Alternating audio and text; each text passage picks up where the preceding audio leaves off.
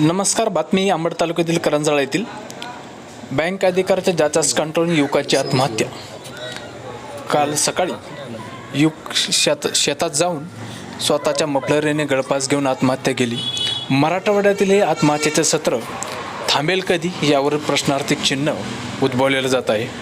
Bank अधिकाऱ्यांनी वारंवार call करून युवकाला कर्ज भरण्यास तगादा लावल्याने युवकांनी हा टोकाचा पाऊल उचललेला आहे. त्यानंतर नातेवाईकांनी व गावकऱ्यांनी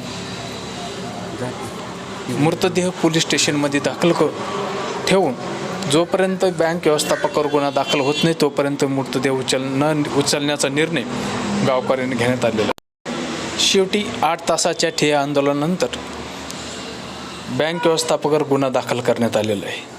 हे आत्महत्येचं सत्र मराठवाड्यातील काही वर्षापासून चालू आहे, पण हे सत्र थांबेल कधी यावर प्रश्नार्थक चिन्ह मोठ्या प्रमाणात उद्भवलेलं दिसतंय.